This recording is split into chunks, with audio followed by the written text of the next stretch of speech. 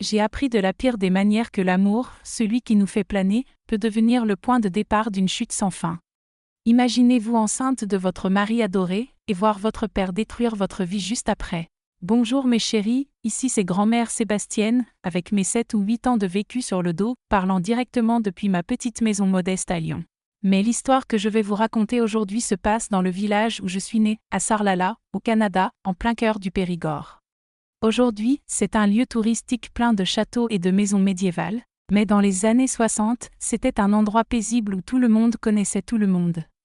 Les rues pavées étaient pleines de rumeurs qui circulaient plus vite que l'eau d'une crue. Avant de commencer, je veux remercier tous ceux qui me suivent sur cette chaîne. Si vous aimez ce récit, laissez un like, abonnez-vous et dites-moi dans les commentaires d'où vous regardez cette vidéo, que ce soit de votre ville, de votre région ou même d'un autre pays si des Français sont là. Si vous voulez partager un peu votre vie, je serai ravie de vous lire. Cela me remplit de joie de savoir que des gens du monde entier écoutent ce que cette vieille dame a à raconter. Je suis née en 1947, à une époque où une fille n'avait pas vraiment le droit de rêver. Mon père, Monsieur Antoine, était maçon, de ceux qui construisent la moitié des maisons du village de leurs propres mains. Homme travailleur et respecté, mais au caractère aussi difficile que le diable. Ma mère, Madame Aparida, était couturière. Elle confectionnait tout, des robes de mariée aux vêtements de travail pour les champs, toujours avec un art admiré par toutes les femmes de la région. Je grandissais entre les chutes de tissu et l'odeur de mortier frais que mon père ramenait sur ses vêtements après le chantier. Notre maison était simple mais correcte. 3 petites chambres, un salon, une cuisine et une cour remplie d'arbres fruitiers que ma mère chérissait comme ses propres enfants. Nous étions 4 frères et sœurs. Moi, l'aîné, puis Joseph Antoine, que tout le monde appelait Tonio, et la petite dernière, Marie Desgris, arrivée quand on ne l'attendait plus, presque un cadeau de retraite pour ma mère. La vie était simple dans ce petit village des années 60. Les jeunes filles de bonne famille comme moi avaient une routine bien définie, aider à la maison, étudier le strict minimum car une femme n'a pas besoin de beaucoup d'études, aller à la messe le dimanche et attendre qu'un garçon de bonne famille vienne faire sa cour avec de vraies intentions. Fréquentation, fiançailles, mariage, enfant. C'était le chemin tout tracé pour chaque fille née ici. Moi, j'étais différente, trop rêveuse au goût de mon père. J'adorais lire les livres que l'institutrice me prêtait en cachette. Je collectionnais des coupures de magazines montrant des lieux lointains que je rêvais de visiter un jour, Rome, Londres, Paris. Tout semblait si loin de ce petit village où les jours se succédaient, identiques comme les grains d'un chapelet sans fin. C'est dans ce décor que j'ai rencontré Jean. Ah, mon Jean, mon cœur se serre encore quand je prononce son nom, même après tant de décennies. Il est arrivé à Sarlala en 1965, venant de Paris, une ville alors en pleine transformation. Il travaillait comme assistant du seul photographe du village, Monsieur Mercier, déjà trop vieux pour grimper les escaliers et se pencher à la recherche des meilleurs angles. Jean était différent de tous les garçons que je connaissais. 20 ans, des cheveux noirs qui tombaient sur ses yeux d'une manière que l'on qualifierait de charmante aujourd'hui, et un sourire qui illuminait tout autour. Mais ce n'était pas seulement son apparence, c'était sa manière de voir le monde. Il avait vécu à Paris et vu des choses que nous, dans ce petit village, ne connaissions que par la photographie. Il parlait de cinéma, de musique, de lieux lointains comme on parle d'un voisin du coin. Nous nous sommes rencontrés lors d'une fête de l'église, celle qui rassemblait tout le village. J'avais 18 ans. Je servais des pâtisseries au stand de ma mère quand il est apparu, son appareil photo pendu au cou, demandant la permission de photographier la fête pour le journal local.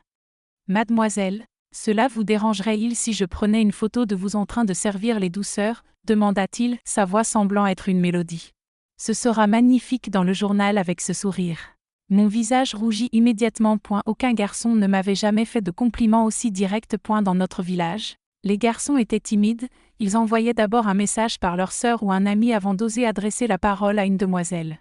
« Mon père n'aime pas que j'apparaisse dans le journal, répondis-je, baissant les yeux comme j'avais appris à le faire. Quel dommage, dit-il, sans perdre son sourire. Ce serait la plus belle photo que j'ai prise depuis mon arrivée à Sarlat. À partir de ce jour, il me semblait rencontrer Jean partout, sur la place du village, à la sortie de la messe, au marché quand j'allais faire les courses pour ma mère. Toujours avec un sourire, un salut respectueux et ses yeux qui semblaient voir au-delà de ce que tout le monde percevait. Notre relation commença en secret, de cette façon qui rend tout amour encore plus précieux. Un mot échangé par mon amie Conception. Une rencontre rapide quand je disais que j'allais étudier chez elle. Des conversations pressées dans un coin de la place. lorsque je parvenais à échapper quelques minutes à la surveillance constante de ma famille. Jean me montrait les photographies qu'il prenait, me racontait les lieux qu'il avait visités, me prêtait des livres que je lisais en cachette, sous la couverture, à la lueur d'une bougie que j'éteignais rapidement dès que j'entendais des pas dans le couloir. Avec lui, je me sentais réellement vivante. Jusqu'alors, je n'avais fait qu'exister, respirer, manger, mais sans vraiment vivre. Un jour, je t'emmènerai d'ici, me promettait-il lors de nos rencontres secrètes. Nous irons vivre à Paris, peut-être à Lyon. Je deviendrai un photographe célèbre et tu pourras lire tous les livres que tu veux, visiter tous les lieux dont tu rêves. J'y croyais. Comment ne pas y croire, l'amour a cela de beau et de terrible qu'il nous fait croire en toutes les promesses, même les plus impossibles.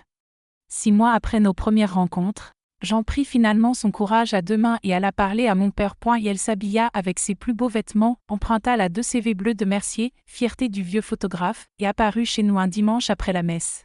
Mon cœur semblait vouloir sortir de ma poitrine quand je le vis, debout à notre porte, tenant un bouquet de fleurs simples qu'il avait cueillies en chemin. Mon père, toujours méfiant, l'invita à entrer avec cette hospitalité froide que seuls ceux de la campagne comprennent, politesse extérieure, évaluation impitoyable intérieure. Monsieur Antoine, commence Jean, la voix ferme malgré sa nervosité visible à la façon dont il tenait son chapeau. Je viens ici, avec tout le respect, pour demander la permission de faire la cour à votre fille Sébastienne. Mon père, assis dans sa chaise habituelle sur la véranda, me regarda de haut en bas comme on évalue un animal aux enchères. Et pourquoi devrais-je laisser ma fille sortir avec un étranger qui n'a même pas de famille ici, demanda-t-il sans détour. Jean répondit calmement, parce que je l'aime. Monsieur. Je l'aime avec respect et avec des intentions sérieuses. J'économise de l'argent, j'ai des projets d'ouvrir bientôt mon propre studio. Je peux offrir une vie digne à votre fille. La conversation dura presque 1 heure. Mon père posait des questions, Jean répondait avec un calme impressionnant. Et ma mère, toujours diplomate, servait le café et adoucissait les angles chaque fois que mon père devenait trop rude. Mes frères espionnaient derrière la porte de la cuisine, lançant des regards mêlant moquerie et admiration. À la fin, à ma grande surprise, mon père accepta. Avec condition, bien sûr. Nous pourrions nous voir les dimanches après la messe, assis sur la véranda, sous l'œil attentif de la famille. 1 fois par mois, Jean pourrait m'emmener prendre une glace sur la place. Mais nous devions rentrer avant la tombée de la nuit. Dans 6 mois, si les fréquentations continuaient, nous devions nous fiancer officiellement. C'était peu pour ce que nous espérions, mais plus que ce que nous aurions osé imaginer. Jean est sorti de notre maison ce jour-là avec un sourire si large qu'il semblait ne pas tenir sur son visage. Moi, je suis restée flottante, aidant ma mère à faire la vaisselle du café, mais la tête dans les nuages, imaginant notre avenir ensemble. Les mois qui suivirent furent les plus heureux de ma jeune vie. Jean venait me rendre visite religieusement tous les dimanches, apportant toujours quelque chose, une fleur cueillie discrètement, un livre caché sous son manteau qu'il me glissait quand personne ne regardait, ou une photographie qu'il avait prise en pensant à moi. Nos sorties mensuelles pour prendre une glace étaient minutieusement planifiées. Chaque minute précieuse, loin des yeux de la famille, était exploitée au maximum. Peu à peu, Jean réussit même à conquérir mon père. Et elle aidait aux petites réparations de la maison, apportait des nouvelles de Paris qui captaient l'attention de mon père, friand de politique à la radio, et montrait un respect sincère pour ses opinions. Même lorsqu'il n'était pas d'accord. Ma mère le considérait déjà comme un fils. Elle lui gardait le meilleur morceau de gâteau, s'inquiétait de sa santé et lui tricotait même un pull pour affronter le froid périgourdin. Puis, tout changea, mes chers. Lors d'une de nos rencontres secrètes, non par interdiction, mais pour avoir quelques instants rien qu'à nous, Jean m'embrassa différemment, plus intensément, avec urgence. Nous étions cachés derrière la vieille église, dans un coin que personne ne fréquentait à cette heure. « Épouse-moi, Sébastienne, murmura-t-il entre les baisers.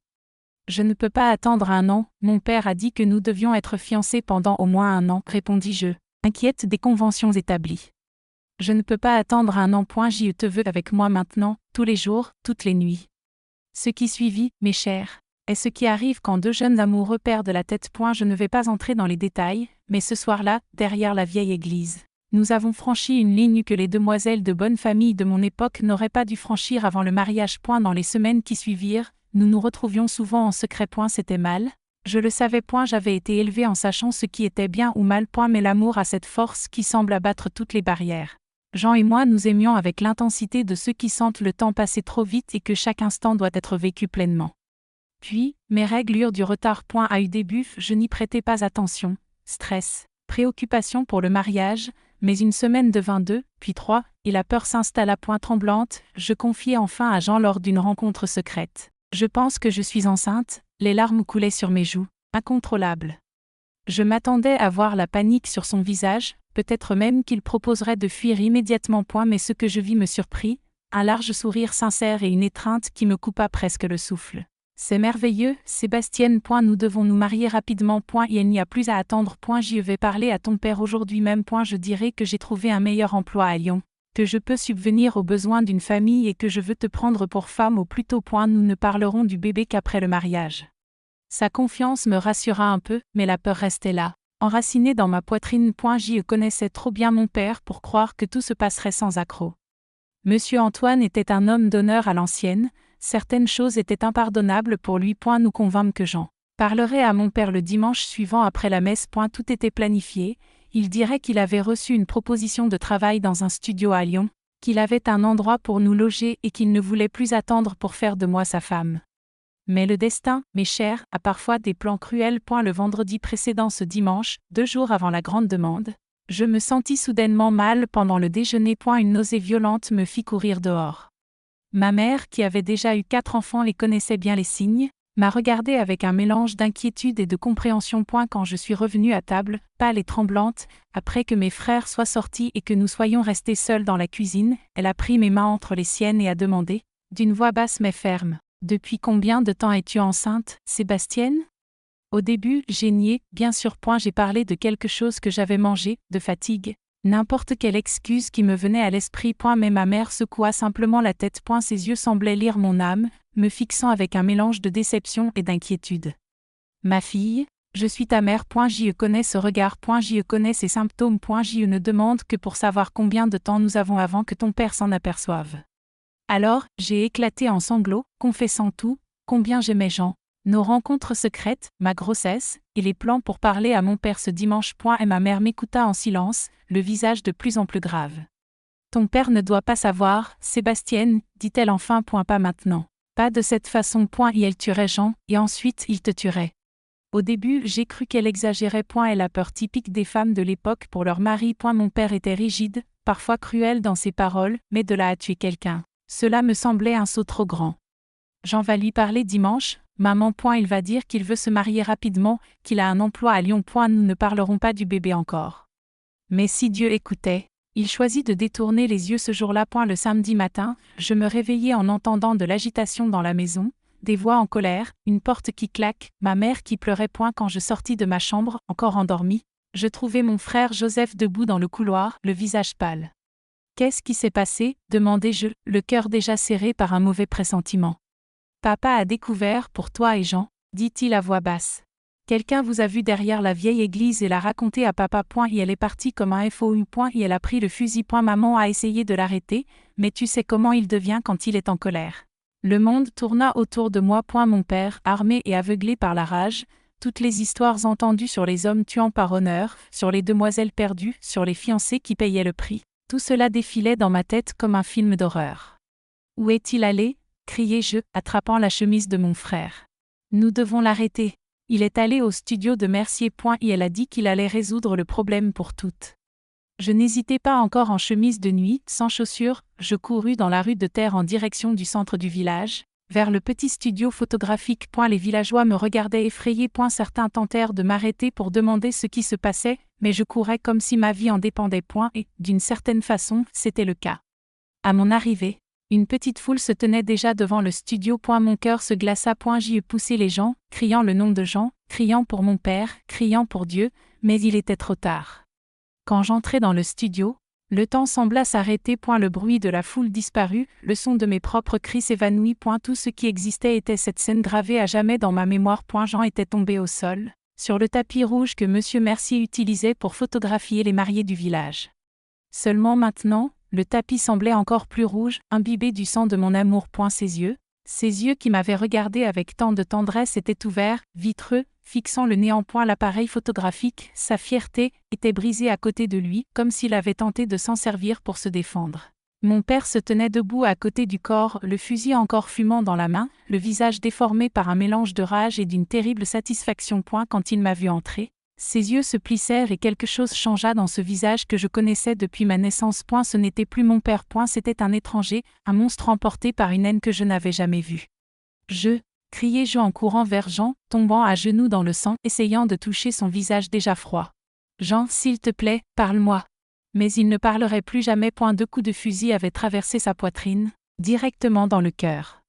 Mon père, toujours fier de sa visée, rugit en attrapant mon bras avec une telle force que des marques violettes restèrent. « Éloigne-toi de ce vaurien. Il a déshonoré notre famille. Et elle t'a déshonoré. Que as-tu fait » criai-je, me débattant. « Tu as tué l'homme que j'aime, le père de mon enfant. » Les mots que j'avais gardés pour le mariage s'échappèrent malgré moi, révélant notre secret au pire moment. Le visage de mon père changea encore. Et si la rage avait été terrible, maintenant c'était pire, une haine froide, calculatrice, qui me glaça jusqu'à l'âme. « Enfant, murmura-t-il, la voix basse et dangereuse. »« Oui, criai-je, les larmes inarrêtables. Je suis enceinte de Jean. Nous allions nous marier. Et elle allait te parler demain. Nous nous aimions. Je ne vis pas la gifle arriver. Tout ce que je ressentis fut l'impact sur mon visage, si fort que je tombai en arrière, presque sur le corps de Jean. Et ma bouche se remplit de sang, une dent se desserra. Mon père ne m'avait jamais frappé ainsi enfant, jamais avec une telle violence aveugle. Dévergondé, hurla-t-il, et le mot fit plus mal que la gifle. Tu as apporté la honte sur notre famille. Tu n'es plus ma fille. Tout se déroula très vite ensuite. Monsieur Mercier sortit chercher de l'aide, revint avec le commissaire du village et 2 gendarmes. Mon père fut emmené, criant qu'il avait agi comme tout homme d'honneur aurait dû, qu'il avait lavé l'honneur de la famille, que Jean l'avait mérité. Je restai là, agenouillé à côté de Jean, jusqu'à ce que quelqu'un, je ne me souviens pas, qui me couvre d'un manteau et m'emmène. Je vis arriver la mère de Jean. Une dame simple de Paris venue rendre visite à son fils cette semaine-là. Ses cris de douleur en découvrant le corps de son fils unique résonnent encore dans mes cauchemars. Le reste de la journée est un flou dans ma mémoire. Je sais que l'on m'a ramené à la maison, que ma mère a tenté de me calmer, que mes frères restèrent à distance, trop effrayés par ce qui venait de se passer. Et la nouvelle se répandit dans le petit village comme un feu de broussailles. À la fin de la journée, tout le monde savait déjà qu'Antoine avait tué le photographe qui avait mis sa fille enceinte. Je passai la nuit éveillé, les yeux secs à force de pleurer, un vide immense dans la poitrine là où il y avait auparavant des rêves et des espoirs. Tout ce que Jean et moi avions planifié, tout ce dont nous rêvions pour l'avenir, pour notre bébé, tout détruit par 2 coups de fusil. Au milieu de la nuit, ma mère entra dans ma chambre, le visage gonflé d'avoir trop pleuré. Elle s'assit au bord de mon lit et prit mes mains entre les siennes, comme elle le faisait toujours quand j'étais malade ou triste. « Ma fille, ton père va rester en prison un moment, dit-elle d'une voix tremblante. Mais ce village, à cause de ce que les gens pensent, il ne restera pas en prison très longtemps. » Elle hésita, cherchant ces mots, ces choses, elles arrivent par ici. Les hommes se protègent. Ils disent que c'était par honneur. Quel honneur, maman ? Demandai-je, la voix enrouée d'avoir trop crié. Quel honneur y a-t-il à tuer un homme bon qui voulait seulement m'épouser, qui voulait me rendre heureuse ? Elle ne répondit pas, elle baissa simplement la tête. Dans ce geste, je compris, pour elle. Élevée dans la même tradition, il y avait peut-être un sens à toute cette violence. C'était un monde d'hommes où l'honneur valait plus que la vie, où une fille, perdue, pesait plus lourd qu'une fille morte. « Tu dois partir d'ici, Sébastienne, » reprit-elle après un long silence. « Ce n'est plus sûr pour toi dans ce village. Les gens vont parler, pointer du doigt, te maltraiter. Était ton père, quand il sortira de prison ?» Elle n'eut pas besoin de finir la phrase. Nous savions toutes deux ce qui arriverait. Mon père, humilié devant tout le village, ne se reposerait pas tant qu'il n'aurait pas résolu le problème de ma grossesse. « Je vais t'envoyer chez ta tante Josette, à Lyon, continua-t-elle. Elle sait déjà tout. Elle a accepté de te recevoir. Là-bas, tu pourras avoir le bébé et décider de ton avenir. Et vous, maman, et mes frères ? Nous allons nous en sortir, dit-elle, mais ses yeux disaient autre chose. Ton père, malgré tout, il ne nous fera pas de mal. C'est toi qu'il déteste. Cette nuit-là, avec seulement un petit baluchon de vêtements et le peu d'argent que ma mère avait caché au fil des années, je quittai la maison. Mon frère Joseph m'accompagna à la gare routière dans le silence de l'aube, me donnant un dernier baiser maladroit. « Prends soin de toi, et du bébé, murmura-t-il. C'était la dernière fois que je voyais mon frère, la dernière fois que je voyais quelqu'un de ma famille pendant longtemps. Le voyage jusqu'à Lyon fut long et douloureux. Chaque chaos sur la route me rappelait brutalement la réalité. 8 heures plus tôt, j'étais une jeune amoureuse avec des projets de mariage, portant l'enfant de l'homme que j'aimais. Maintenant, j'étais une fugitive, une femme perdue, portant en moi le bébé d'un homme tué par mon propre père. Tante Josette m'accueillit sans poser de questions. Elle était si différente de ma mère, indépendante, forte, Propriétaire d'une petite mercerie en centre-ville. Vieille fille, disaient les gens, mais elle ne se souciait pas des étiquettes. Tu vas rester ici autant qu'il faudra, me dit-elle en me montrant la petite chambre au fond de la maison. Personne n'a besoin de savoir d'où tu viens ni ce qui s'est passé. Ici, tu peux être qui tu veux. Les premières semaines, je restais cloîtrée dans cette chambre. Et la douleur de la perte était physique, comme si une partie de moi avait été arrachée. J'y pleurais jusqu'à m'endormir et me réveillais en pleurant. Chaque jour, je revivais nos moments ensemble, chaque promesse, chaque rêve. Le seul réconfort était la vie qui grandissait en moi. Dans mes heures les plus sombres, je posais ma main sur mon ventre encore plat et murmurais « Tu es une partie de lui. Tu es notre amour. Pour toi, je continuerai. » Tante Josette m'avait donné de l'espace pour le deuil, mais au bout d'un mois, elle commença doucement à me ramener à la vie. Elle m'invitait à l'aider au magasin, m'enseignait les tissus, la couture, comment traiter avec les clients. Peu à peu, je trouvais un semblant de paix dans ces petites tâches quotidiennes, dans cette routine qui empêchait mon désespoir de m'engloutir complètement. Mon ventre commençait à s'arrondir, et avec lui grandissait un nouvel espoir. Ce n'était pas le même espoir naïf qu'avant. C'était un espoir plus calme, plus fort, né de la douleur, déterminé à survivre. Puis le passé me rattrapa de la façon la plus brutale. C'était un mercredi après-midi. Tante Josette était partie à la banque. J'étais seule au magasin, rangeant quelques tissus neufs. À la clochette de la porte tinta et je levai les yeux. Mon père se tenait là, chapeau à la main, les yeux fixés sur mon ventre déjà visible sous la robe ample. Et la peur me figea. Tout le sang sembla se glacer dans mes veines, l'air devenir trop lourd pour respirer.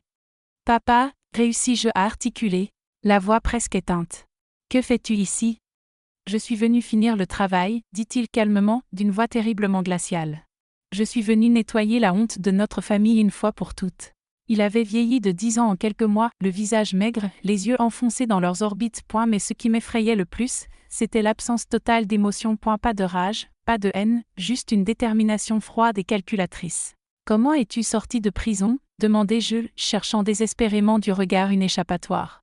« Le commissaire est mon complice, » répondit-il en s'avançant. « Tout le monde a compris que j'ai fait ce qui devait être fait. Ils m'ont libéré la semaine dernière. T'es ta mère, tes frères, ils vont bien. Marie des Grâces pense à toi, mais elle oubliera vite. Elle grandira correctement, pas comme toi. » Je tentai de le ralentir, contournant le comptoir pour me mettre entre lui et mon ventre. « Papa, s'il te plaît, suppliai-je, protégeant l'enfant avec mes mains. C'est ton petit-fils, ton sang. Ce n'est rien pour moi, gronda-t-il. Pour la première fois, j'aperçus l'éclair de rage sous son calme apparent. C'est l'enfant de ce misérable qui a déshonoré ma fille. Est la preuve vivante de notre honte. Puis j'aperçus ce qu'il tenait dans son manteau, un long morceau de bois, fin et pointu, qu'il avait lui-même aiguisé. Ce n'était pas une arme conventionnelle, c'était quelque chose de cruel et personnel. Et elle ne voulait pas me tuer. Et elle voulait atteindre l'enfant en moi. La panique me submergea. J'y ai crié. Je jetai tout ce qui était à portée, rouleaux de tissu, ciseaux, boîtes. Mais il était plus fort, plus déterminé. Et elle contourna le comptoir avec une agilité surprenante et me coinça contre le mur du fond. « Ça va finir maintenant, » dit-il en levant le bois. Je tentai de me protéger, d'esquiver, de supplier, mais rien n'y faisait. Le bois frappa mes côtes, la douleur fut aiguë, déchirante. Mon cri résonna dans le magasin vide. Mon esprit finit par s'échapper, me préservant de l'insupportable. Je ne me souviens que de fragments, le son du bois heurtant tissu et chair, l'odeur métallique du sang, le goût de larmes et de bile dans ma bouche. La voix de mon père répétant des mots vides de sens. Et la dernière image avant que l'obscurité m'engloutisse fut son visage, une folie froide et méthodique, au-delà de la rage et de la haine, exécutant sa version de la justice sans aucune trace d'humanité. Puis le néant. Un abîme noir et silencieux, où ni la douleur ni la peur ne pouvaient m'atteindre. Je tombais dans ce vide comme dans un puissant fond, sans savoir si jamais je retrouverais la lumière. Je ne sais pas combien de temps je suis restée dans cette obscurité. Minutes, heures, jours, je n'en avais aucune idée. Quand la conscience est revenue par éclairs confus, je me suis retrouvée allongée dans un lit d'hôpital, des tubes et des fils connectés à mon corps, l'odeur antiseptique remplaçant celle du sang. La première chose que j'ai ressentie, avant même d'ouvrir les yeux, fut un vide terrible dans mon ventre. Instinctivement, mes mains cherchèrent la protubérance devenue si familière ces derniers mois, mais il n'y avait plus de vie qui grandissait. Juste des pansements, de la douleur, et un vide plus lourd que n'importe quelle présence. J'ai essayé de parler, mais ma gorge était sèche, douloureuse, brûlante. Un faible gémissement fut tout ce que je pus produire. Cela suffit pour attirer quelqu'un dans la chambre. Une main douce se posa sur mon front, et une voix familière murmura « Calme-toi, ma fille. Tout va bien maintenant. Tu es en sécurité. » J'ouvris les yeux difficilement, clignant contre la lumière crue de l'hôpital. Quand ma vision s'éclaira, je vis ma mère penchée sur moi, le visage marqué par les larmes. Les yeux rouges d'insomnie et de chagrin. Elle avait vieilli de 20 ans depuis la dernière fois que je l'avais vue. Maman, murmurai-je, la voix râpeuse comme du papier de verre. Qu'est-ce qui s'est passé? La douleur passa sur son visage, l'hésitation, la peur de me dire la vérité. Mais une question plus urgente se forma dans mon esprit confus. Mon bébé, demandai-je, et je vis dans ses yeux la réponse que mon cœur savait déjà, mais que mon âme refusait d'accepter. Elle secoua la tête, les larmes coulant silencieusement. Aucun mot n'était nécessaire. Le vide dans mon ventre, le vide dans mon cœur, m'avait déjà tout raconté. Alors je compris, j'avais perdu non seulement Jean, non seulement l'avenir dont nous rêvions, mais aussi le dernier morceau de lui qui me restait, notre enfant, arraché avant même de connaître le monde. Le ciel bleu par la fenêtre de l'hôpital me parut cruel et irréel. Comme si le monde ignorait totalement l'abîme qui me consumait à l'intérieur. Comment le soleil pouvait-il continuer à briller? Comment les oiseaux pouvaient-ils chanter?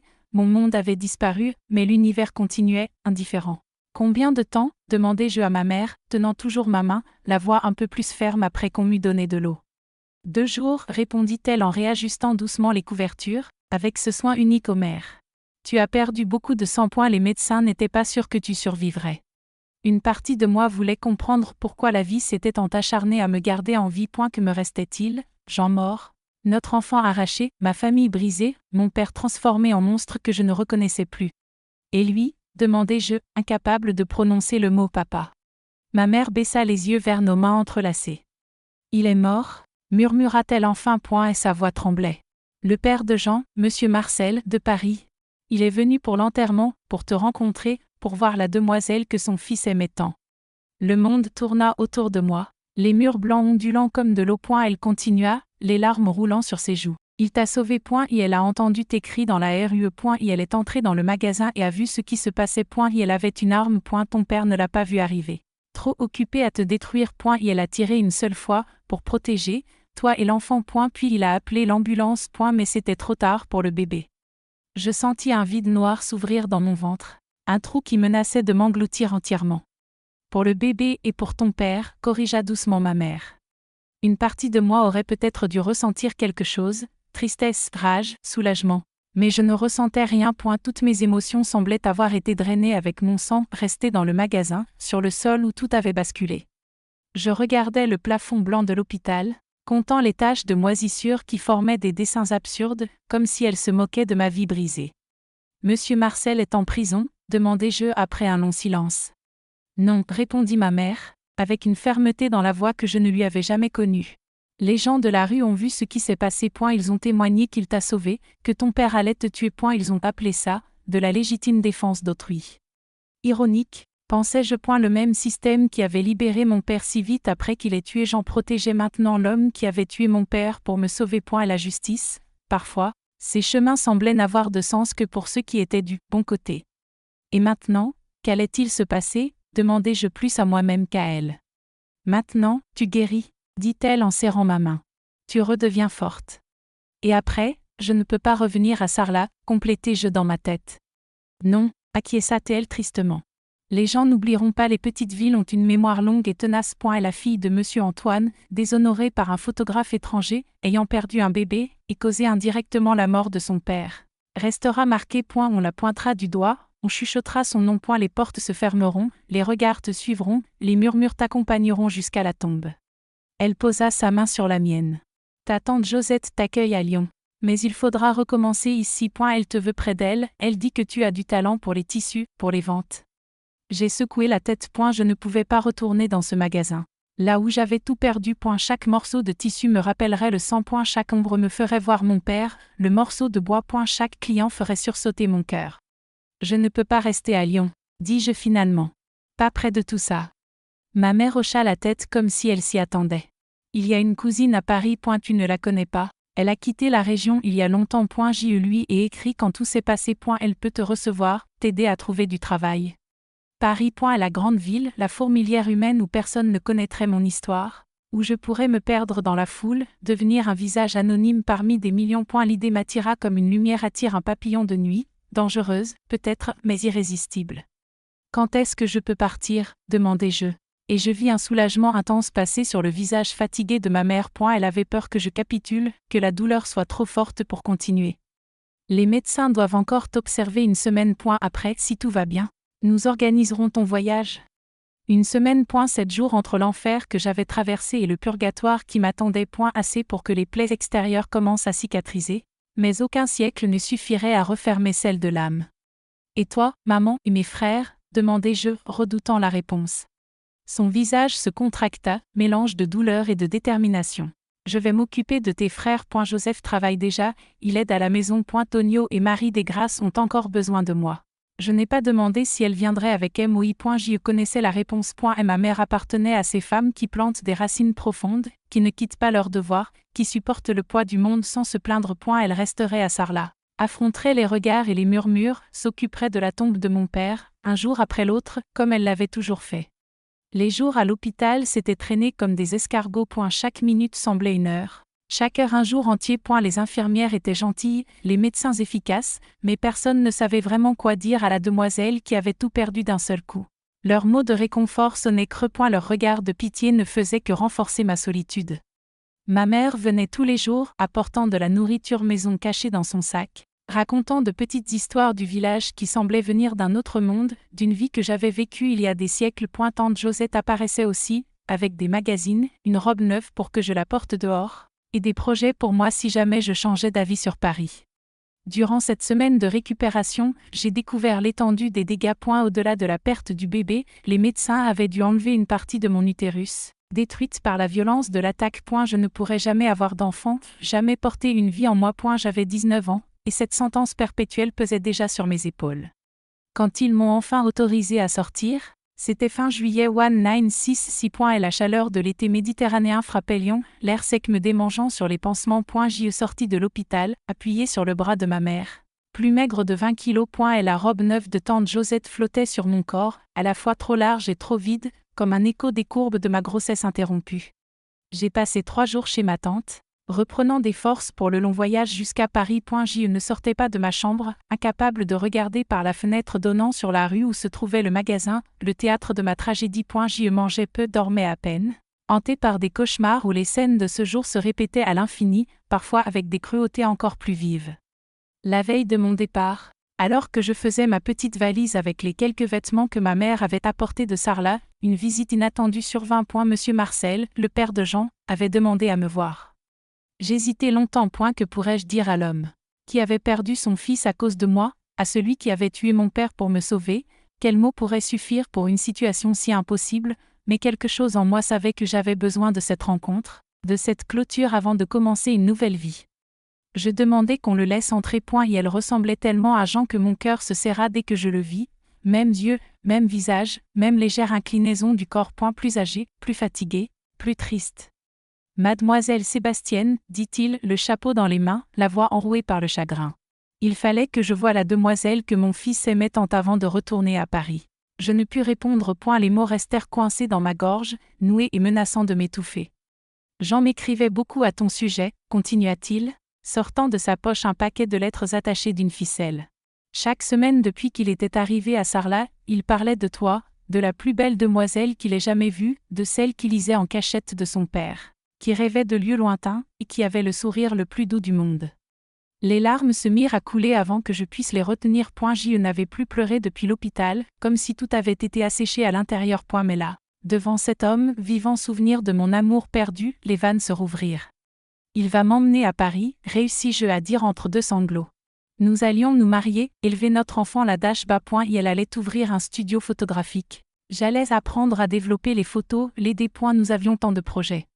Monsieur Marcel hocha la tête, les yeux brillants d'une émotion contenue. Et elle me parla de tous leurs projets, l'argent mis de côté pour acheter une petite maison dans la banlieue de Paris, une vie digne et loin des ragots du village. Nous restâmes silencieux un long moment, perdus dans les souvenirs de celui que nous avions perdu, dans un avenir qui ne se réaliserait jamais.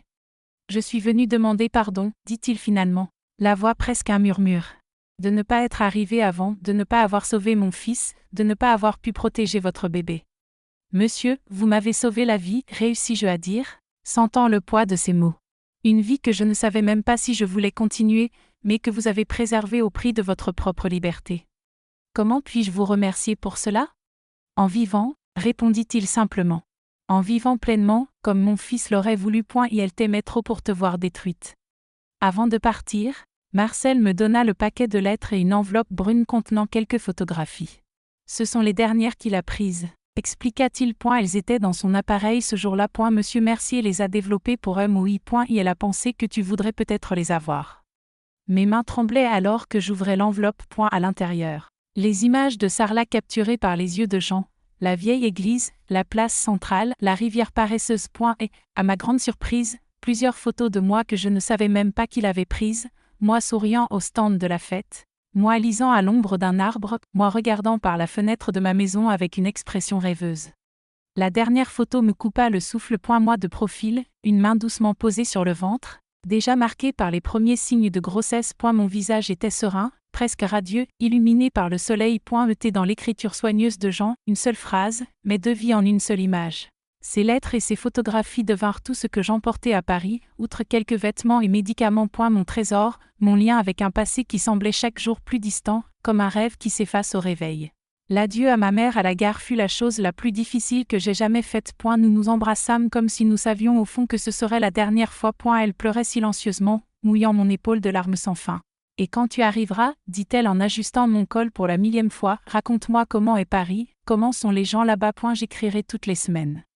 Promis, murmurai-je, sachant déjà que chaque lettre serait un rappel de tout ce que j'avais perdu, de tout ce que j'avais laissé derrière moi. Je t'aime, ma fille, ajouta-t-elle, m'embrassant une dernière fois avant que le chauffeur annonce le départ. N'oublie jamais ça. N'oublie jamais que je t'aime plus que tout au monde. Le car démarra à l'aube, coupant l'obscurité des campagnes françaises comme un poisson fend l'eau d'une rivière. Assise près de la fenêtre, je vis Lyon s'éloigner, ses lumières réduites à de simples points, puis disparaître. La route s'étendait devant moi, incertaine, menant vers un avenir que je ne pouvais pas imaginer. J'avais 19 ans, le corps encore douloureux, le cœur en morceaux, et je partais seule pour la plus grande ville du pays avec rien d'autre qu'une petite valise, quelques photographies et un vide dans la poitrine où, jadis, il y avait de l'espoir. Je ne savais pas ce qui m'attendait à Paris, si je trouverais la force de recommencer, si la douleur s'atténuerait assez pour que je respire sans sentir que je me noyais. La seule certitude que je portais était que je ne pouvais pas revenir en arrière. Le passé était scellé avec du sang, avec la mort, avec des pertes irréparables. Et il ne restait qu'à aller de l'avant, un pied devant l'autre, un jour après l'autre, portant le poids de souvenirs qu'aucune distance n'effacerait jamais. J'appuyai ma tête contre la vitre froide, observant les étoiles qui scintillaient dans le ciel infini. Quelque part là-haut, pensais-je, peut-être Jean me regardait-il, peut-être notre enfant, jamais né, était-il en sécurité dans ses bras. Une pensée folle, peut-être enfantine, mais dans cette solitude absolue, c'était le seul réconfort que je pouvais me permettre. La route continuait, implacable, m'emmenant vers une destination que je n'avais pas choisie, vers une vie que je n'avais jamais imaginée, vers un monde où je devrais apprendre à exister en n'étant plus que la moitié de celle que j'avais été. Le car avalait les kilomètres dans l'obscurité, et moi, je me laissais porter, une passagère perdue, laissant derrière moi la jeune fille qui rêvait d'amour, de famille et de bonheur. Paris m'engloutit comme une bête affamée. Et la gare routière de Bercy, où je descendis après presque 6 heures de voyage, ressemblait à une fourmilière humaine, des gens pressés, des annonces incompréhensibles dans les haut-parleurs, des odeurs inconnues, des bruits nouveaux, étranges, presque menaçants. Je restai plantée au milieu de cette agitation, ma petite valise usée serrée contre moi, le corps encore douloureux, me sentant plus petite qu'une fourmi. « Mademoiselle, vous allez rester là toute la journée ?» cria un chauffeur de taxi, me faisant sursauter. « Vous cherchez quelqu'un ?» Je lui tendis le papier froissé avec l'adresse de ma cousine. L'homme jeta un coup d'œil, fit la moue et pointa vers un bus urbain. « Prenez celui-là, descendez au terminus. Taxi. Ce seraient les yeux de la tête. » Ainsi était Paris en 1966, direct, pressé, indifférent aux gentillesses de province. J'y eus suivi l'indication, montant dans un bus bondé, m'accrochant à tout ce que je pouvais, tandis que le véhicule serpentait par des avenues interminables, des quartiers qui semblaient être des villes entières, un labyrinthe de béton sans fin.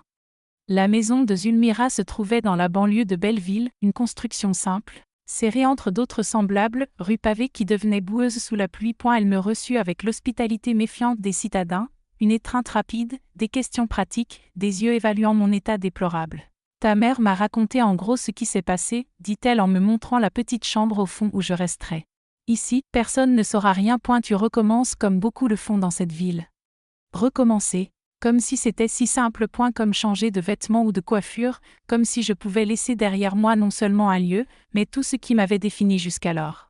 Les premiers mois à Paris furent un brouillard de gris et de solitude. Ulmira me trouva un emploi dans l'usine de vêtements où elle travaillait comme superviseur. Je m'asseyais devant une machine à coudre industrielle 12 heures par jour, cousant pièce après pièce, les doigts pleins de piqûres, le dos douloureux, l'esprit vide. Le soir, sur le matelas étroit de ma chambre, je sortais les photos de Jean et les lettres qu'il avait écrites à son père. J'y relisais chaque mot jusqu'à le connaître par cœur, je regardais son visage souriant jusqu'à ce que les larmes brouillent ma vue. C'était mon rituel de deuil, ma manière de garder vivant ce que tout le monde voulait que j'oublie. Tu dois sortir plus, insistait Ulmira, les rares dimanches. Rencontrer des gens, te distraire. Rester dans cette chambre à feuilleter de vieilles photos ne te fera pas de bien. Mais ce qu'elle ne comprenait pas, ce que personne ne pouvait comprendre, c'est que je ne voulais pas aller bien. Me sentir bien semblait une trahison envers Jean, envers notre enfant jamais né, envers tout ce que nous avions perdu. Et la douleur était ma seule connexion avec eux. Et je m'y accrochais comme un naufragé à un morceau de bois en mer ouverte. L'hiver arriva, froid et gris. J'eus 20 ans seul, sans fête, sans même un mot de ma famille lointaine. Les lettres de ma mère se faisaient rares et superficielles, comme si la distance physique avait creusé une distance émotionnelle impossible à franchir. À cette époque, mon corps commença à changer. Au-delà des cicatrices physiques et de l'utérus partiellement enlevé, je sentais des douleurs constantes dans le bas-ventre, des saignements irréguliers, une fatigue que rien ne pouvait soulager. Tu dois aller voir un médecin, dit Ulmira en me voyant plier sous la douleur lors du dîner, le visage pâle comme la cire. Il y a une clinique publique près d'ici. Ils soignent gratuitement. J'avais résisté autant que possible. Les médecins signifiaient des questions, expliquaient ce qui s'était passé. Revivre le trauma que j'essayais sans succès d'enterrer. Mais lorsque la douleur devint insupportable, lorsque je ne pus même plus tenir debout devant la machine à coudre, je n'eus plus le choix. Le diagnostic fut froid, technique, impersonnel, infection pelvienne chronique due à un traumatisme du tractus reproductif, aggravé par une cicatrisation inadéquate après chirurgie. Le médecin, un jeune homme qui ne levait presque jamais les yeux vers moi, prescrivit des antibiotiques, des analgésiques et du repos. Le repos n'est pas une option, docteur, murmurai-je, pensant au travail que je ne pouvais pas perdre, à la chambre que je ne pourrais plus payer si je m'arrêtais. J'ai besoin de travailler. Il haussa les épaules, indifférent à mon désespoir. Alors, vous allez continuer à être malade, Madame Sébastienne. Je sortis de la clinique plus brisée que jamais. Ce n'était pas seulement le corps qui flanchait, toute ma vie semblait conspirer contre moi. Sans famille, sans amour, sans santé, sans avenir.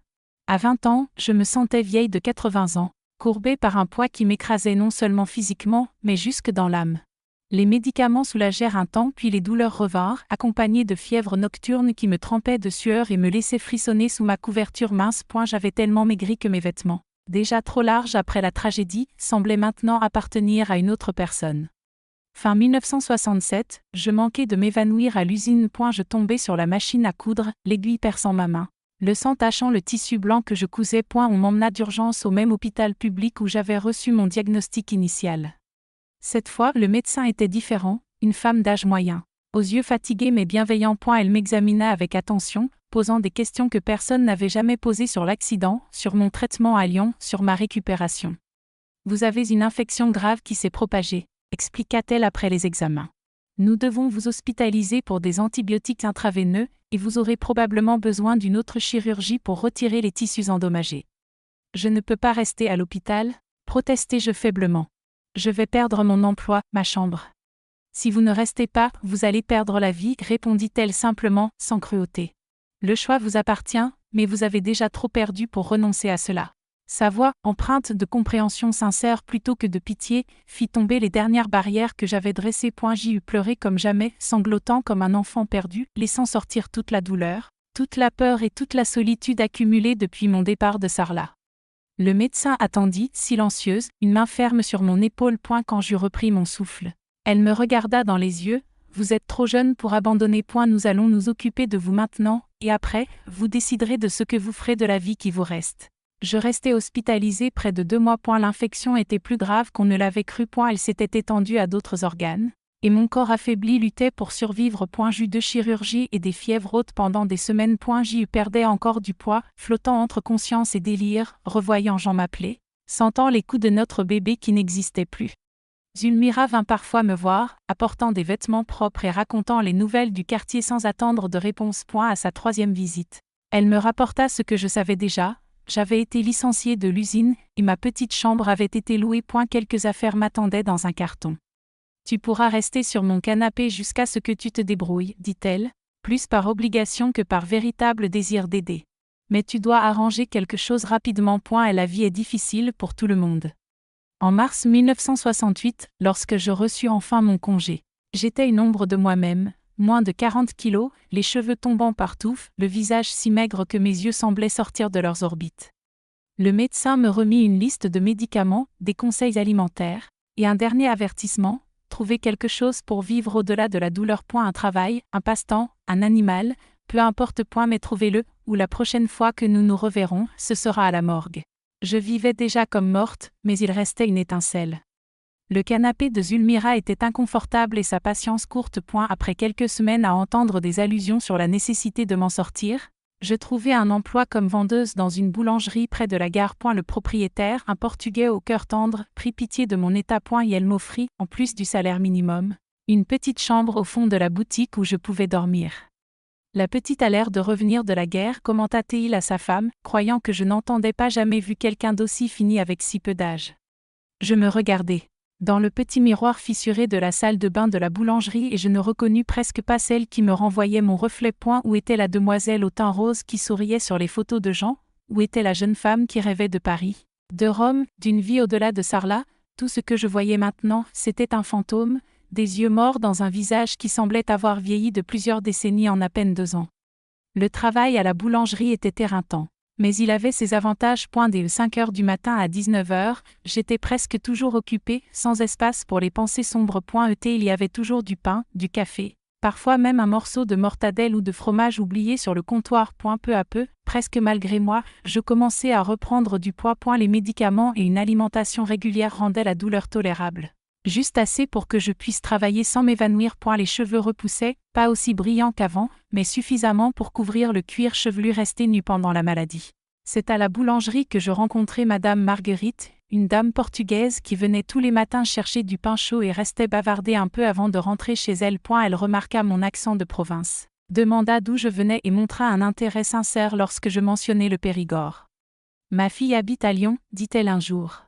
Elle a épousé un lion et est partie. Elle me manque tellement que ça fait mal dans la poitrine. Je ne sais pas ce qui me poussa à lui faire confiance. Peut-être sa manière maternelle, ou la solitude qui avait fini par s'ancrer en moi, ou peut-être la fatigue de porter seul le poids de mon histoire. Un matin, alors que la boulangerie était vide à l'exception de nous deux, je lui racontai tout. Pas les détails les plus cruels, mais assez pour qu'elle comprenne pourquoi une demoiselle de 21 ans pouvait paraître avoir vécu plusieurs vies de souffrance. Elle écouta en silence, les yeux humides, tenant ma main sur le comptoir. Quand je terminai, elle ne me donna ni mot vide de consolation, ni pitié déguisée. Elle dit simplement: « Venez dîner chez moi aujourd'hui. Mon mari voyage pour le travail et j'ai trop de soupe pour la manger seule. » Cette invitation simple fut le début d'une amitié qui sauverait ma vie. Madame Marguerite habitait un petit appartement, mais confortable, décoré de souvenirs du Portugal et de photos de famille. Des saints catholiques veillaient sur nous depuis les murs, et l'odeur de la nourriture maison remplissait chaque recoin. Nous dînions ensemble, parlant de choses simples, recettes, météo, nouvelles du quartier. Elle ne touchait jamais au sujet de ma tragédie, ne posait pas de questions invasives et ne donnait pas de conseils non sollicités. Elle me traitait comme une personne normale, ce qui était devenu un luxe oublié depuis trop longtemps. Quand je partis, elle glissa dans ma main un petit livre relié en cuir usé. Poème de Florbela Espanca, expliqua-t-elle. Une poétesse portugaise qui a connu la douleur. Peut-être qu'elle vous tiendra compagnie les nuits d'insomnie. Je retournai dans ma chambre au fond de la boulangerie, le livre serré contre ma poitrine comme un trésor. Combien de temps s'était écoulé depuis que j'avais lu autre chose que des notices de médicaments et des étiquettes de produits, depuis les lettres de Jean, peut-être, depuis les livres que l'institutrice de Sarlat me prêtait en secret avant que tout ne s'écroule? Cette nuit-là, pour la première fois depuis des années, je ne dormis pas à cause de la douleur ou de la peur. J'y restais éveillée, absorbée par les poèmes de Florbela, chaque mot semblant parler directement à mon âme meurtrie. Aimer, aimer et perdre, aimer encore. Les vers de cette femme, morte depuis longtemps, me reconnectèrent à ce que j'avais perdu, non seulement l'amour des autres, non seulement notre enfant jamais né, mais l'amour de la vie elle-même, de la beauté qui pouvait encore exister même après la pire des tempêtes. Le dîner chez Madame Marguerite se répéta semaine après semaine. Bientôt, je passais mes dimanches chez elle, à préparer des gâteaux portugais, écouter des histoires de son enfance dans un village près de Lisbonne, ou apprendre à faire de la dentelle au fuseau lors des longs après-midi d'hiver parisiens. Elle ne m'a jamais traité avec pitié, ne m'a jamais appelée la pauvre petite ou la demoiselle de la tragédie. Pour elle, j'étais simplement Sébastienne, la fille de province qui travaillait à la boulangerie, aimait la poésie et avait un don pour la dentelle. C'est ce regard qui voyait non seulement mon passé, mais aussi un avenir possible, qui a commencé lentement à me ramener à la vie. En 1969, à 22 ans, Madame Marguerite me fit un cadeau qui allait changer le cours de mon existence. Une boîte de couture complète avec des ciseaux fins, des fils colorés, des aiguilles de toute taille et une carte de visite. Mon amie Conception a un atelier dans le Marais, expliqua-t-elle. Elle a besoin de quelqu'un qui sait faire des finitions délicates, des dentelles, des broderies. Je lui ai parlé de vous. Et si vous voulez, vous pouvez commencer lundi. L'opportunité me terrorisait autant qu'elle m'excitait. Après des années à survivre, l'idée de construire quelque chose, d'utiliser une compétence héritée de ma mère et perfectionnée avec Madame Marguerite, semblait presque irréelle. Je ne sais pas si je suis prête, murmurai-je, hésitante. Personne n'est jamais vraiment prêt pour rien dans la vie, répondit-elle simplement. On découvre seulement si on est prêt quand on agit. Le lundi suivant, tremblante de nervosité, je me présentai à l'atelier de Conception. Petit mais élégant, il accueillait des clientes de la société parisienne, à la recherche de pièces uniques, loin des robes produites en masse qui commençaient à envahir les magasins. Conception était une Portugaise robuste, aux mains rapides et au regard évaluateur. Elle examina mes mains, me demanda de réaliser quelques points de broderie sur un morceau de tissu, observant ma façon de manipuler les dentelles délicates ornant les robes de fête. Madame Marguerite m'a dit que vous aviez traversé des moments difficiles, dit-elle doucement pendant que je travaillais, concentrée pour que mes doigts ne tremblent pas. Elle ajouta ensuite, je n'ai jamais rencontré quelqu'un avec autant de talent naturel pour les travaux d'aiguille. Je ne répondis pas, gardant les yeux fixés sur le tissu. Elle a peur d'échouer, de décevoir, de perdre encore une fois cette chance, me paralysait. Votre passé ne m'intéresse pas, continua Conception, la voix ferme mais bienveillante. Ce qui m'importe, c'est votre avenir. Et si vous travaillez comme vous le faites maintenant, vous aurez une place ici aussi longtemps que vous le voudrez. Ainsi commença un nouveau chapitre de ma vie. Un chapitre encore marqué par les cicatrices du passé, par la douleur physique et émotionnelle qui ne disparaîtrait jamais complètement, mais un chapitre où, pour la première fois depuis la tragédie, un fil ténu d'espoir existait. Peut-être, juste peut-être, pourrais-je trouver un sens au-delà de la douleur. L'atelier de Conception devint mon refuge, mon sanctuaire. Entre soie et tulle, entre dentelle et broderie, je retrouvais un but qui me permettait de respirer, qui rendait chaque jour un peu plus supportable. Ce n'était pas le bonheur, je doutais que je connaîtrais jamais ce sentiment à nouveau, mais quelque chose de proche de la paix, une trêve dans le champ de bataille qu'avait été mon existence. Les nuits, dans ma petite chambre près de l'atelier, je sortais encore les photographies de Jean, les lettres que je gardais comme des reliques sacrées. Je lui parlais à voix basse, imaginant notre enfant, qui aurait maintenant 3 ans s'il avait survécu. Et la douleur était toujours là, constante comme la respiration, mais j'avais appris à la porter sans m'effondrer complètement. Je vivais quelque part entre deux extrêmes, la survie et la mort. Je ne vivais pas pleinement, je ne savais plus comment faire, mais je n'attendais plus seulement la fin. Chaque jour était un pas, lent mais certain, portant avec moi les fantômes de ce qui aurait pu être. Les années passèrent à Paris, ville bruyante et en perpétuelle mutation. Et la ville grandissait comme un monstre affamé, engloutissant tout sur son passage, maisons anciennes, arbres centenaires, traditions, souvenirs. Les immeubles surgissaient presque du jour au lendemain, les avenues découpaient des quartiers entiers, le béton avançait sans pitié. J'observais cette transformation avec la distance de quelqu'un qui ne se sentait plus partie du monde. À 23 ans, en 1970, j'avais l'apparence d'une femme jeune, les cheveux sombres étaient revenus. Le corps restait mince mais plus sain, et mes mains créaient de la beauté avec fils et aiguilles. Mais à l'intérieur, j'étais encore la jeune fille brisée qui avait fui la province avec pour seule compagnie la douleur et les souvenirs. L'atelier prospérait, et moi avec lui. Simple assistante, je fus promue brodeuse principale, puis superviseur des jeunes filles chargées des finitions les plus délicates. J'y découvris un talent que je ne soupçonnais même pas, la capacité de transformer de simples tissus en véritables œuvres d'art portables. Vos doigts ont de la magie, disait Conception en examinant une broderie particulièrement complexe que je venais de terminer pour la robe de mariée d'une cliente fortunée. C'est comme si les fleurs naissaient de votre aiguille. Peut-être avait-elle Raison. Peut-être que ces fleurs brodées, ces dentelles délicates, étaient les seules choses encore vraiment belles que je parvenais à créer dans un monde devenu si froid pour moi. En 1972, Conception m'adressa une proposition inattendue. Elle vieillissait, disait-elle. Ses mains n'étaient plus aussi sûres, ses yeux ne voyaient plus les détails minuscules des broderies les plus élaborées. Elle voulait que je devienne son associée, que j'assume peu à peu l'atelier qu'elle avait construit avec tant d'efforts. Je n'ai pas d'enfant, expliqua-t-elle, assise dans la petite salle au fond où nous faisions nos goûters. Vous êtes la fille que la vie m'a donnée. Je veux que mon travail continue entre vos mains quand je ne serai plus là. La proposition m'effraya. Associé signifiait responsabilité, engagement envers l'avenir, croire qu'il y aurait un demain qui vaudrait la peine d'être vécu. Je n'étais pas sûre d'être prête. J'ai besoin de réfléchir, murmurai-je, la voix tremblante devant cette ouverture vers un monde que je n'osais plus imaginer. Cette nuit-là, comme dans tous les moments cruciaux de ma vie, je sortis les photographies de Jean et les lettres qu'il avait écrites à son père. Je m'assis à la petite table de ma chambre de pension et disposai ses reliques devant moi, conversant en silence avec l'homme que j'aimais encore, même 6 ans après son départ. Que me diriez-vous maintenant, Jean ? Demandai-je à sa photographie, figée dans le temps. Vous qui aviez tant de rêves pour nous, que penseriez-vous de cette chance qui m'est offerte ? Bien sûr. Il n'y eut aucune réponse, seulement le silence de la chambre, le bruit lointain de la ville et la douleur familière qui ne m'abandonnait jamais complètement. Mais en contemplant ce visage que je connaissais par cœur, je me rappelai une phrase qu'il avait écrite dans une lettre à son père. Sébastienne a une force qu'elle ne connaît même pas. Elle est comme ces arbres du midi qui semblent morts sous la sécheresse, mais qui gardent la vie en eux, attendant le bon moment pour refleurir. Était-ce cela, après des années de sécheresse émotionnelle, un bourgeon de vie commençait-il enfin à poindre en moi ?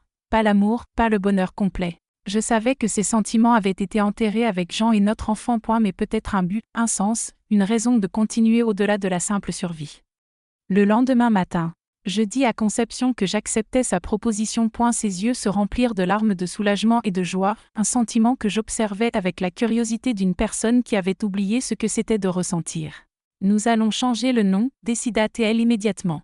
À partir de maintenant, ce sera Atelier Conception et Sébastienne. Bientôt, quand je prendrai ma retraite, ce sera seulement Atelier Sébastienne, votre nom sur la façade d'un magasin, associé à quelque chose de beau, qui crée au lieu de détruire.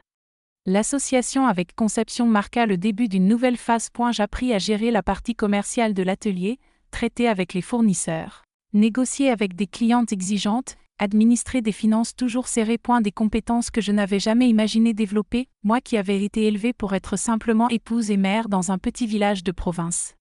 En 1976, à 28 ans, je quittais enfin la pension où je logeais et louais un petit appartement près de l'atelier. Une chambre, un salon, une cuisine et une salle de bain, modeste, mais à moi, gagnée par mon propre travail, avec mes propres mains. C'est à cette époque que je reçus la première lettre de ma mère après des années de silence. L'enveloppe jaunie, avec son écriture tremblante que je reconnus immédiatement, resta sur ma table plusieurs jours avant que j'aie le courage de l'ouvrir. Que pouvait-elle dire après tout ce temps ? Quelle nouvelle d'une vie qui semblait appartenir à quelqu'un d'autre, d'une famille devenue souvenir lointain et douloureux ? Quand j'ouvris finalement l'enveloppe, les larmes me vinrent avant même que j'aie lu le premier paragraphe. Ma fille chérie, je sais que cela fait de nombreuses années que nous ne communiquons pas. À la distance, les difficultés, la douleur que nous portons tous, tout cela a créé un mur entre nous qui semblait impossible à abattre. Mais il ne passe pas un jour sans que je pense à toi, sans que je prie pour ton bonheur, sans que je ressente le vide de ton absence à notre table. J'écris maintenant parce que j'ai enfin réussi à obtenir ton adresse par Zulmira, et parce que je sens que les années qui me restent sont peu nombreuses. Je ne voulais pas partir de ce monde sans que tu saches que jamais, pas une seconde, je n'ai cessé de t'aimer. La lettre poursuivait son récit, détaillant les événements familiaux. Joseph s'était marié et avait 2 jeunes enfants. Tonio avait quitté Sarlat pour Lyon, travaillant désormais dans la fonction publique. Marie poursuivait ses études, rêvant d'enseigner un jour. La vie à Sarlat suivait son cours, imperturbable. Les habitants vieillissaient, de nouveaux enfants voyaient le jour et les anciens disparaissaient. La ville se développait lentement, comme toutes les petites cités de province. Je sais que tes souvenirs de cette ville sont douloureux, écrivait ma mère pour conclure. Elle reconnaissait que les épreuves que j'avais traversées avaient laissé des cicatrices profondes, peut-être impossibles à effacer complètement. Mais elle voulait que je sache qu'à tout moment, si je décidais de revenir, ne serait-ce que pour une courte visite, une place m'attendrait toujours dans sa maison et dans son cœur. J'étais sa fille, et rien, pas même les pires tragédies, ne pouvait effacer cela. J'ai relu cette lettre inlassablement. mémorisant chaque mot, chaque virgule. C'était comme un fragile pont jeté au-dessus d'un abîme infranchissable, une main tendue à travers le temps et la distance. Pourtant, je n'avais pas encore trouvé le courage d'y répondre. L'idée de rouvrir ces blessures, de mettre des mots sur tout ce qui s'était passé depuis mon départ de la province, me terrifiait.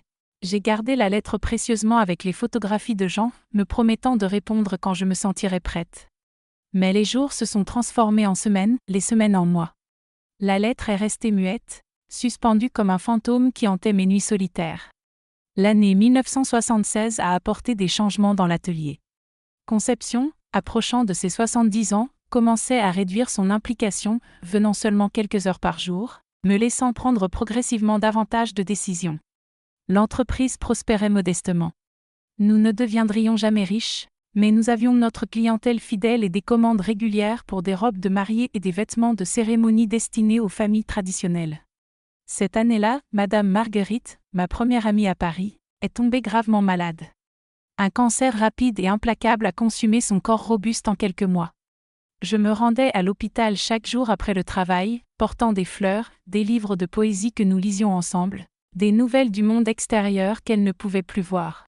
« Vous avez été un ange dans ma vie, Sébastienne », m'a-t-elle dit un après-midi de septembre. Sa main froide serrait la mienne, faible mais sincère. Quand je vous ai rencontré, je croyais aider une jeune fille perdue, mais c'est vous qui avez comblé le vide laissé par l'absence de ma fille. Madame a été mon ange, ai-je murmuré, laissant les larmes couler librement. Chose rare pour moi désormais. Vous m'avez sauvée quand je ne voulais plus être sauvée. Elle est morte cette même nuit, silencieusement, comme elle avait vécu. Lors des funérailles, petite et recueillie, j'ai compris que j'étais la seule, en dehors de son mari, à vraiment pleurer son absence, à sentir le vide laissé au-delà des convenances sociales. J'avais perdu non seulement une amie, mais une seconde mère, celle qui m'avait tendu la main quand tous les autres avaient détourné le regard. Cette disparition a rouvert des blessures anciennes qui n'avaient jamais vraiment cicatrisé. Dans les mois qui ont suivi, les souvenirs de cet après-midi à Lyon revenaient me hanter. Je revivais l'attaque, la douleur physique et émotionnelle me frappant comme si c'était hier. Les séquelles chroniques, les infections et les chirurgies répétées refaisaient surface avec intensité, me clouant parfois au lit pendant des jours. Conception, inquiète pour ma santé, insista pour que je consulte un spécialiste. « Vous êtes trop jeune pour vivre ainsi, comme si vous étiez invalide », me disait-elle. La médecine a progressé, il doit y avoir de nouvelles options. À contre-cœur, j'ai accepté. Le médecin, un homme d'âge moyen au regard bienveillant, a écouté mon histoire avec une attention rare. Il a procédé à des examens approfondis, revu mes anciens dossiers et consulté ses collègues. « Vous souffrez d'une endométriose », m'a-t-il annoncé lors de la visite de restitution. C'est une pathologie où le tissu semblable à la muqueuse utérine se développe en dehors de l'utérus. Dans votre cas, le traumatisme et les chirurgies maladroites subies autrefois ont aggravé la situation. Y a-t-il un remède ? Ai-je demandé, sachant déjà la réponse au ton de sa voix. Une guérison totale ? Non, a-t-il répondu avec franchise. Mais nous pouvons soulager les symptômes et améliorer votre qualité de vie. Il existe une nouvelle chirurgie moins invasive pour retirer les foyers les plus problématiques et des traitements hormonaux pour contrôler la douleur. Encore une opération, encore des médicaments, encore une période de récupération. Rien que d'y penser, j'étais épuisée avant même de commencer. Mais que pouvais-je faire d'autre ?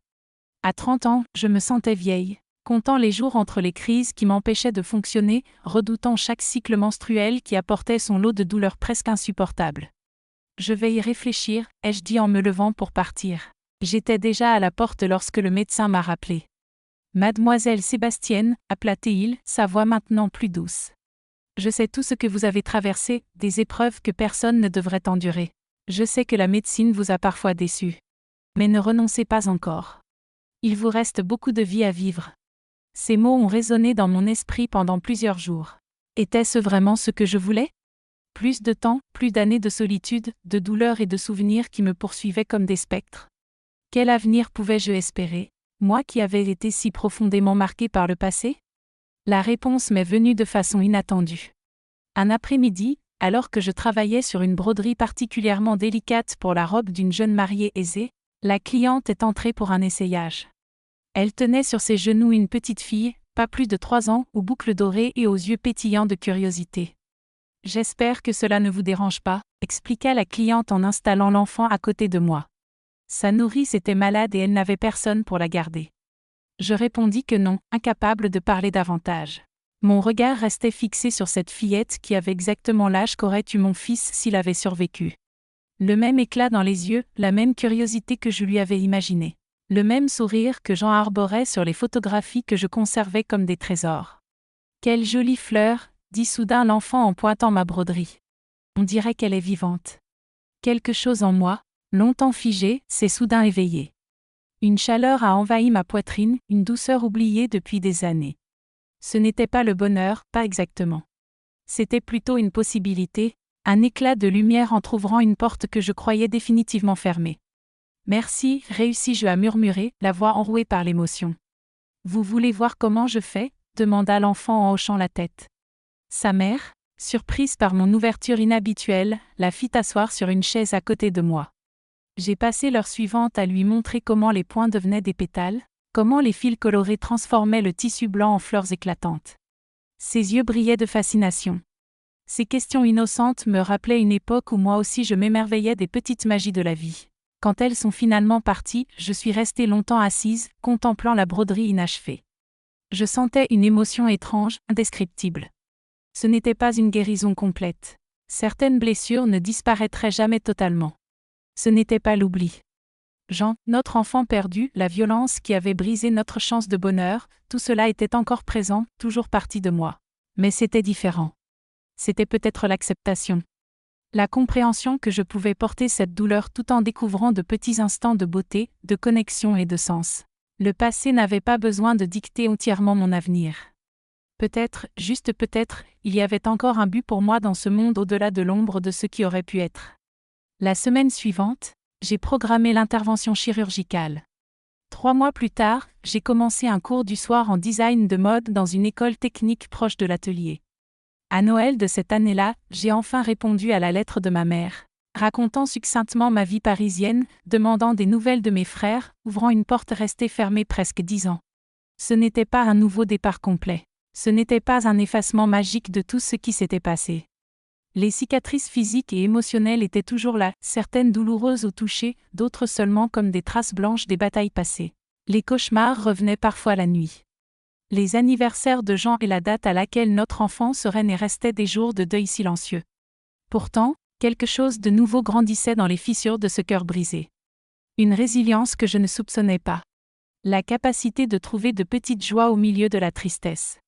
Une force qui, comme Jean l'avait écrit des années plus tôt, attendait simplement le moment opportun pour se manifester. Les années 80 sont arrivées, apportant avec elles de nouvelles modes, de nouveaux défis et de nouvelles possibilités. L'atelier, désormais entièrement sous ma direction après la retraite définitive de conception, a su évoluer avec son temps. J'ai recruté de jeunes créateurs fraîchement diplômés. Nous avons élargi notre gamme pour inclure des vêtements prêt-à-porter en plus des pièces sur mesure. Chaque année, nous organisions un petit défilé qui attirait notre clientèle fidèle ainsi que de nouvelles clientes potentielles. À 33 ans, j'ai acquis mon premier appartement, modeste mais bien situé. Je l'ai décoré avec le soin de quelqu'un qui comprend enfin qu'il ne s'agit pas seulement d'un abri temporaire, mais d'un véritable foyer. Au mur, aux côtés des photographies de ceux que je n'avais jamais cessé de chérir, figuraient désormais des œuvres d'artistes locaux, des images de lieux que je rêvais de découvrir un jour, ainsi que des diplômes et certificats des cours que je poursuivais pour perfectionner mes compétences. En 1983, un appel téléphonique a bouleversé une fois de plus le cours de ma vie. C'était Joseph, mon frère aîné, appelant depuis Lyon avec des nouvelles que, d'une certaine manière, j'attendais depuis des années. « Notre mère est en train de mourir », m'expliqua-t-il, sa voix trahissant la distance et l'émotion. Le médecin dit que c'est une question de semaines. Elle n'arrête pas de demander après toi, Sébastienne. Je crois qu'elle ne partira pas en paix sans te voir une dernière fois. 17 ans s'étaient écoulés depuis que j'avais quitté la province, jurant de ne jamais y retourner. 17 années à reconstruire une vie nouvelle, à tenter de laisser derrière moi l'horreur que j'avais vécue là-bas.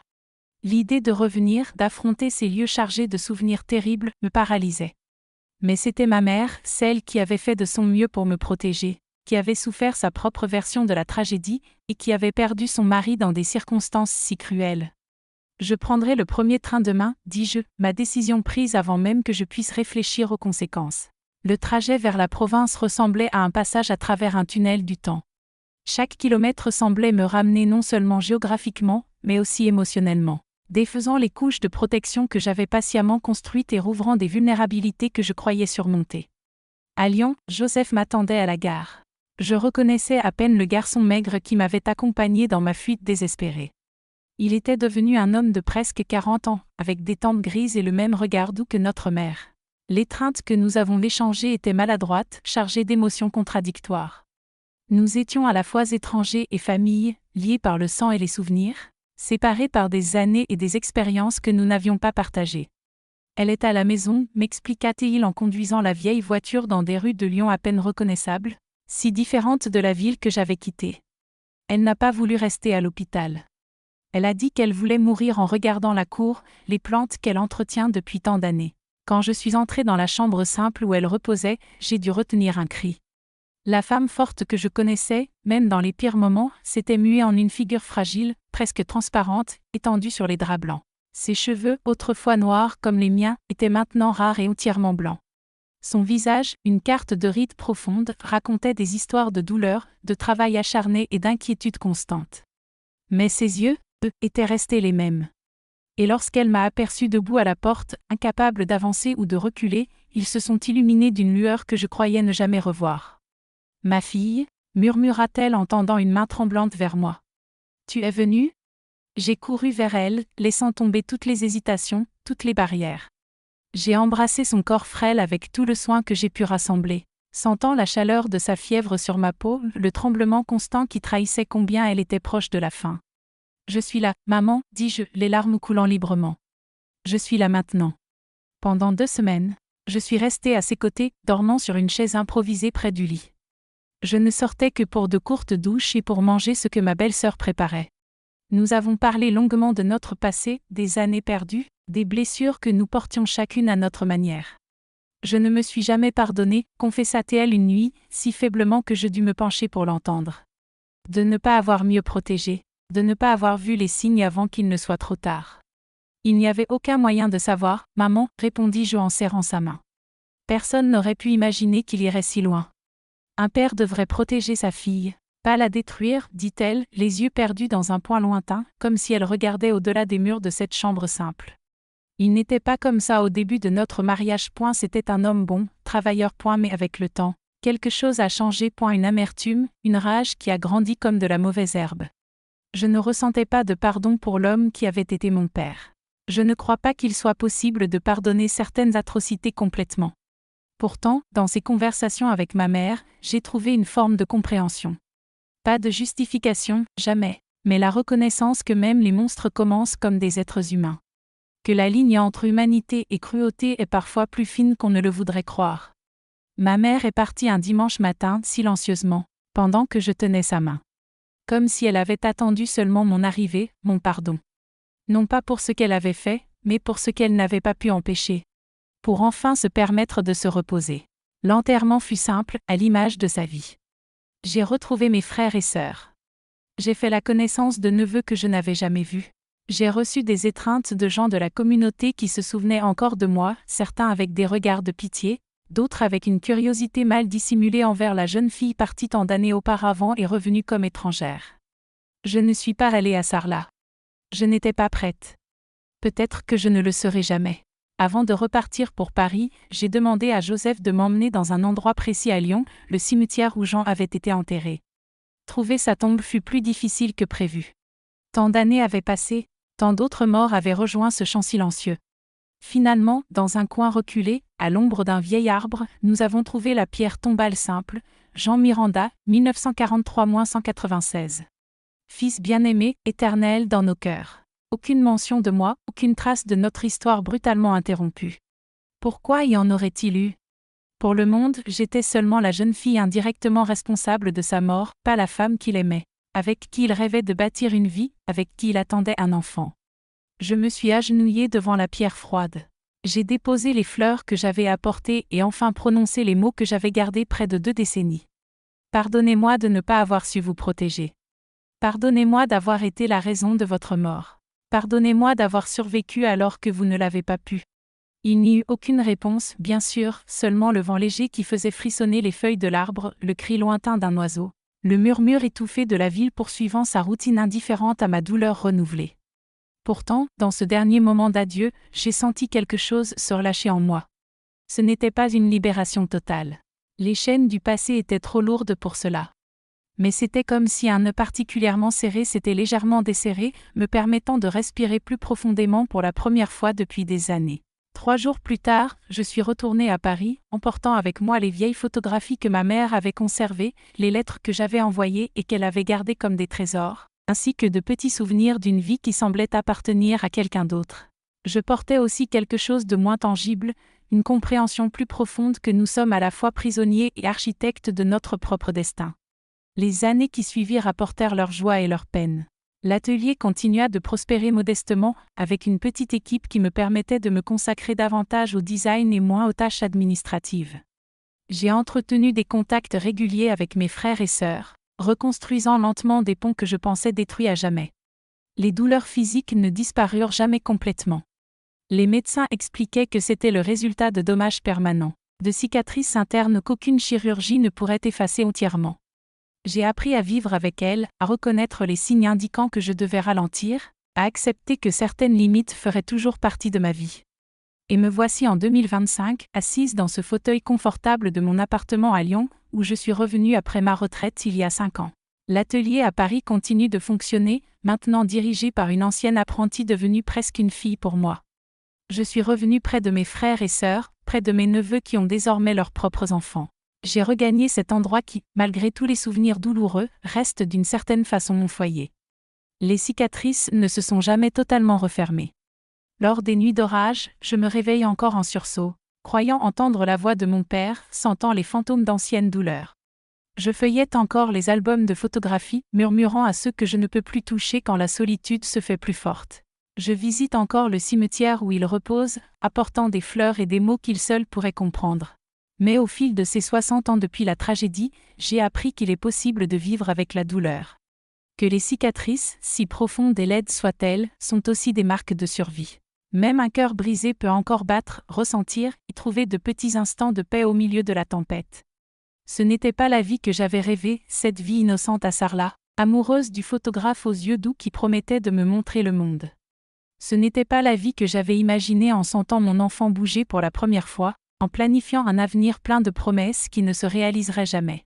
Cette vie a été marquée par la douleur, par la perte, par des absences que le temps n'a jamais comblées complètement. Mais elle fut aussi faite de petites victoires, de beauté créée de mes propres mains, de liens humains fragiles mais précieux, rappelant que je faisais encore partie de ce monde.